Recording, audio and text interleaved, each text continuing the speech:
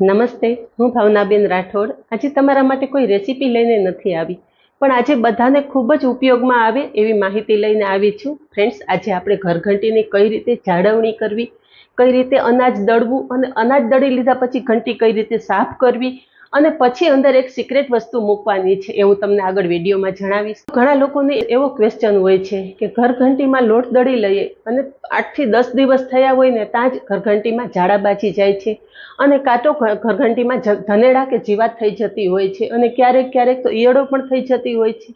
તો તમને આજે હું વિડીયોમાં એવી માહિતી આપીશ કે જો તમારી ઘંટીમાં ઝાડા બાજતા હશે કે કોઈ પણ પ્રશ્ન હશે એ બધા જ પ્રશ્ન તમારા ઘરઘંટી માટેના સોલ્વ થઈ જશે. અને ઘરઘંટીમાં જો તમારે લોટ બહાર ઉડતો હશે ને તો એ પણ નહીં ઉડે એ માટેની પણ ઘણી બધી માહિતી આજે હું તમને વિડીયોમાં આપવાની છું.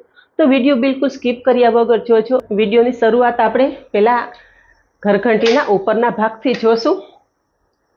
તો અહીંયા આપણે ઘરઘંટીના ઉપર જે ઢાંકણ હોય છે એ ઢાંકણમાં ઘરઘંટી વાપરવાની બધી જ માહિતી આપેલી હોય છે. ઘરઘંટીનો લોટ દળવા માટે આપણે પહેલા તો જાળીનો ઉપયોગ કઈ રીતે કરવો એ જોવાનું છે. તો અહીંયા ઘરઘંટીમાં 8 જાળી આવે છે. 8 જાળીમાં તમે ઝીણો લોટ, જાડો લોટ, ચણાનો લોટ કે પછી હાંડવો ઢોકળાનો લોટ દળવો છે કે પછી તમારે ભાખરી કે લાડવાનો લોટ દળવો છે એની બધી જ માહિતી અહીંયા ઢાંકણ ઉપર આપેલી હોય છે, જેમાં તમે જોઈ અને તમારે જે જાળીનો ઉપયોગ કરવાનો હોય એ રીતે કરી શકો છો. 0 નંબરમાં ઘઉં અને ચોખા દળવાના છે. 1 નંબરમાં ઘઉં, ચણાની દાળ અને જુવાર દળવાની. 1.5 નંબરની જાળીમાં બાજરો અને ઘઉં દળવાના. 2 નંબરમાં મકાઈ, ઘઉં, ચોખા, બાજરી કે ચણાની દાળ અને જુવાર દળી શકો છો. 3 નંબરમાં ઘઉં, જુવાર, બાજરી, ચણા દાળ, મકાઈ અને ચોખા દળી શકો છો. 4 નંબરમાં ધાણા જીરું, ખાંડ અને મીઠું. 5 નંબરમાં ઘઉં અને 6 નંબરમાં ઘઉં, ઉપમા કે હાંડવાનો લોટ દળી શકો છો. આ રીતે બધી માહિતી આપેલી હોય છે. તમારે આ માહિતી જોઈ અને એ રીતે જ તમારે જાળીનો ઉપયોગ કરવાનો છે. હવે જોઈએ ઘરઘંટીની અંદરની માહિતી. તો ઘરઘંટીમાં આ રીતે એક સ્ટીલનો ડબ્બો આવે છે. તમારે જો આ રીતે સ્ટીલનો ડબ્બો નહીં હોય તો એક કોથળી આવે છે, તો કોથળી હશે. તો ડબ્બો આ રીતે લઈ લેવાનો અને ડબ્બા ઉપર ચડાવવા માટે આ રીતના એક રબરવાળી કોથળી હોય છે, જેમાં ઉપર અને નીચે રબર હોય છે. અને એનામાં રબર ફિટ કરવા માટે થઈને આ રીતે એક રિંગ આવે છે. પહેલાં તો આપણે આ રિંગમાં રબર ફિટ કરી દેવાનું. તો જ્યાં મોટા ભાગનું રબર છે ને એ આપણે રિંગમાં ફિટ કરશું. આ રીતે રિંગમાં રબર ફિટ કરી દેવાનું છે. એકદમ સરસ ટાઈટ ફિટ થઈ જશે. હવે અહીંયા જુઓ કે આપણે રિંગમાં સરસ રબર ફિટ કરી દીધું છે. રિંગમાં રબર ફિટ કરી દીધા પછી રિંગ છે એ આપણે આ ડબ્બા ઉપર ફિટ કરવાની છે. એકદમ ટાઈટ ફિટ કરી દેવાના. આ બધા જ ચાપડા આપણે ઉપર ફિટ કરી દેવાના. જો આ ચાપડા થોડા ઘણા પણ ખુલ્લા રહ્યા હશે ને, આ રીતે ખુલ્લા રહેલા હશે ને તો પણ તમારો ઘંટીમાંથી લોટ બહાર ઉડશે. લોટ બહાર ઉડવાના ઘણા બધા કારણ છે. એનામાં પહેલું કારણ છે આ કે તમારો ચાપડા બરોબર ફિટ ના થયા હોય. અહીંયા ડબ્બા ઉપર મેં રિંગ ફિટ કરી દીધી છે અને ચાપડા બરોબર ટાઈટલી ફિટ કરી દીધા છે. ઘંટીમાં આપણે ડબ્બો મૂકતા પહેલા લોટ તમારો બિલકુલ વેસ્ટ ના જાય એના માટેની ખાસ ટિપ્સ. ઘરમાં રહેલું કોઈ પણ ન્યૂઝપેપર લેવાનું અને ન્યૂઝપેપર આ રીતે ઘંટીની અંદર રાખી દેવાનું. ખૂણાના ભાગે આ રીતે થોડુંક ઉપર રહે એ રીતે રાખશું. અને હવે ડબ્બો આપણે ઘંટીની અંદર મૂકવાનો છે.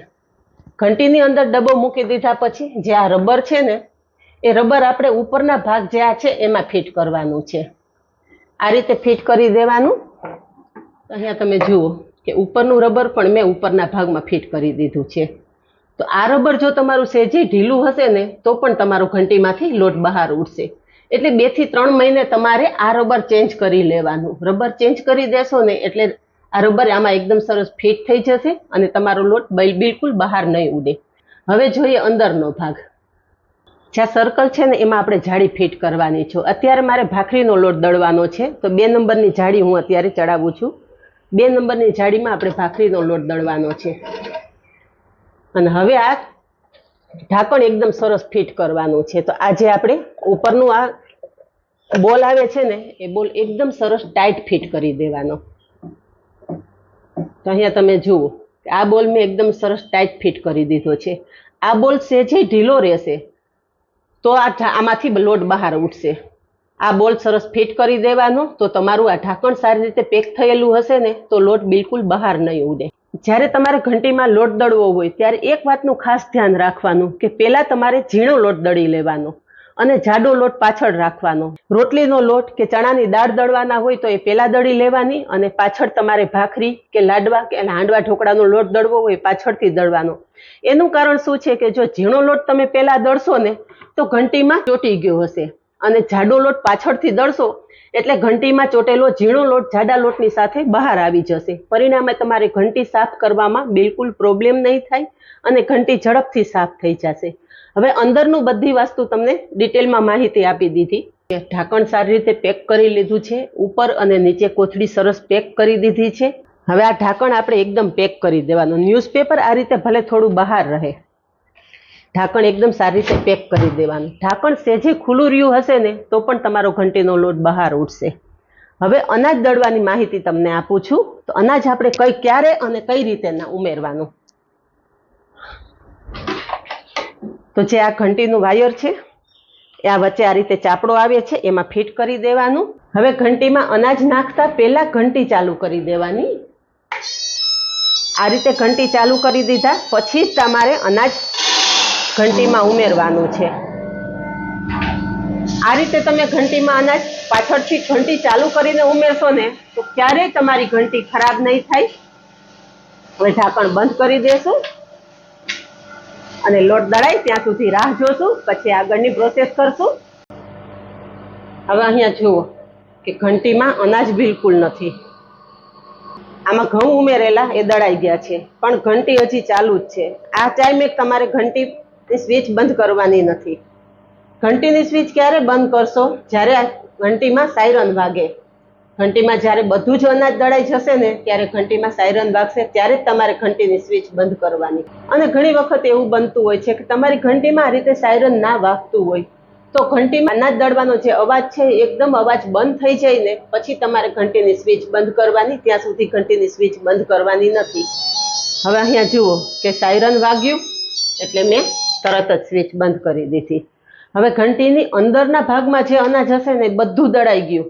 એ પછી જ આ સાયરન વાગેલું અને તે પછી મેં ઘંટીની સ્વિચ બંધ કરી. પણ હજી આ ઘંટીનો દરવાજો આપણે ખોલવાનો નથી. 5 મિનિટ પછી આ દરવાજો ખોલશું જેથી અંદર રહેલો બધો જ લોટ એકદમ શાંત થઈ જશે. પરિણામે આપણો લોટ બહાર બિલકુલ નહીં ઉડે. હવે અહીંયા ઘંટી બંધ કરી અને 5 મિનિટ થઈ ગઈ છે. હવે દરવાજો ખોલીને જોશું તો અહીંયા તમે જોઈ શકો છો કે ઘંટીમાંથી બિલકુલ પણ લોટ બહાર નથી ઉડેલો. હવે આપણે જ્યાં ચારે ચાપડા સરસ ફિટ કરેલા છે ચાપડા બધા ખોલી લેશું અને રિંગને આ રીતે આપણે ટેપ કરશું જેથી કોથળીમાં રહેલો બધો જ લોટ આપણી ડબ્બાની અંદર આવી જાય. ડબ્બો બહાર લઈ લેશું. હવે જે આપણો આ ન્યૂઝપેપર છે ને એની ઉપર જ આપણે બાકીનો બધો જ લોટ પડશે.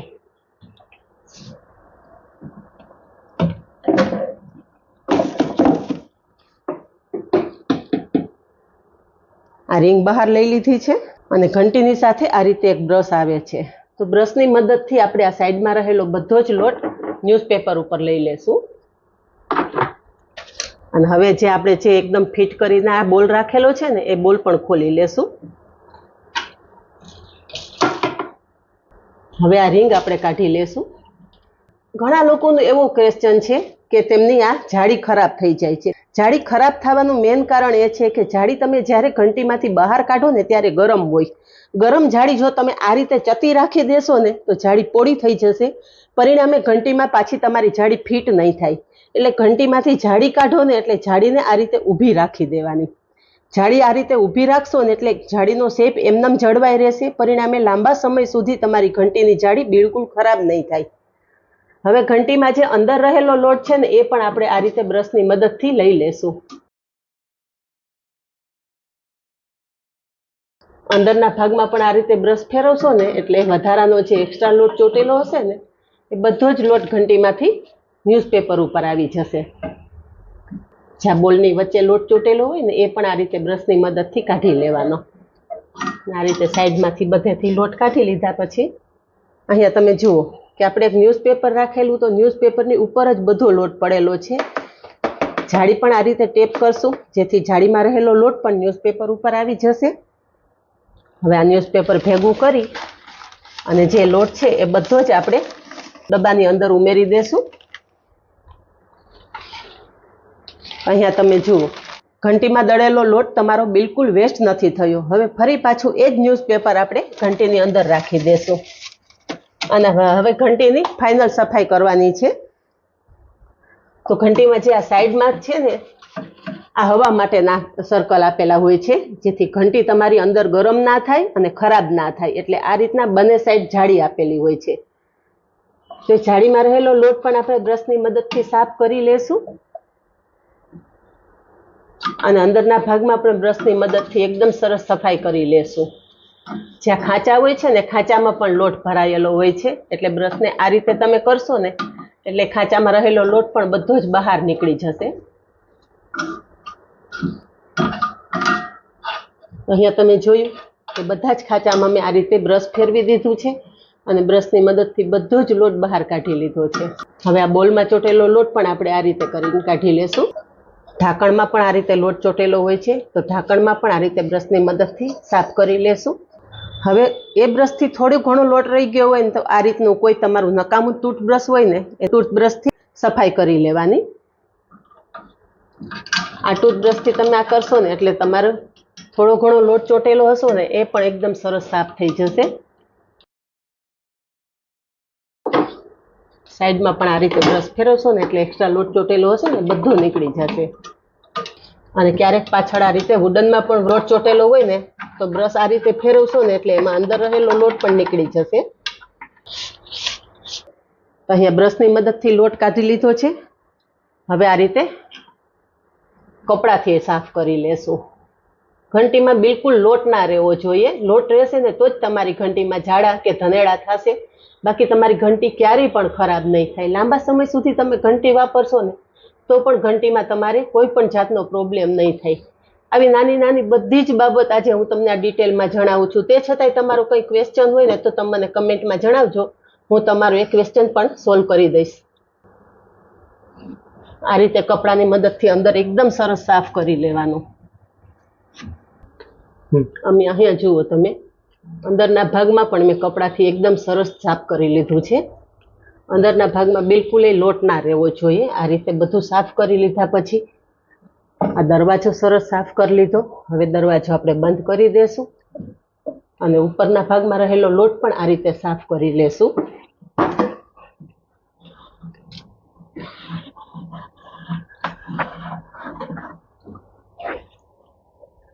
બધું જ સાફ કરી લીધા પછી આ દરવાજામાં થોડો ઘણો લોટ ચોટેલો હોય ને, તો દરવાજો પણ એકદમ સરસ સાફ કરી લેવાનો.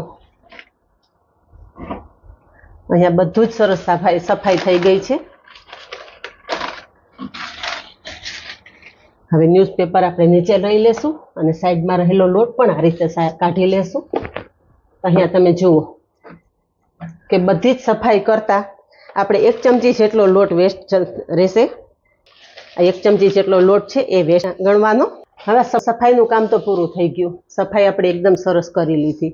પણ સફાઈ કર્યા પછી પણ ઘણી વખત એવું બનતું હોય છે કે એકદમ સારી રીતે સફાઈ કરેલી હોય ને, તો પણ જ્યારે તમે બીજી વખત ઘંટી યુઝ કરો ને, તો ઘંટીમાં ઝાડા બાજેલા હોય છે, કાં તો ધનેડા પડેલા હોય છે અને કાં તો ઈયળો હોય. હવે આ ઘંટીમાં આપણે સફાઈ કરી લીધા પછી ઘંટીની જાળવણી કઈ રીતે કરવી, તો એના માટે આવે છે બોરિક પાવડર.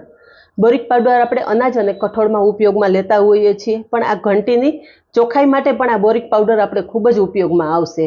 તો અહીંયા મેં કપડાના આ રીતે ટુકડા લીધા છે. આ રીતે ઘરમાં રહેલા કોઈ પણ કોટનના કપડાં તમે લઈ શકો છો અને આ રીતના લાંબા ટુકડા કરવાના, જેથી આપણે પોટલી એકદમ સરસ વળી શકે. તો દરેક ટુકડા ઉપર આપણે અડધી ચમચી જેટલો બોરિક પાવડર ઉમેરશું. જો તમારી પાસે બોરિક પાવડર ના હોય તો શું કરવું એનું પણ આગળ હું તમને સોલ્યુશન બતાવીશ. હવે આ રીતે કાપડને આ રીતે ફોલ્ડ કરવાનું. ફોલ્ડ કરી અને નાની એવી પોટલી બાંધી લેવાની.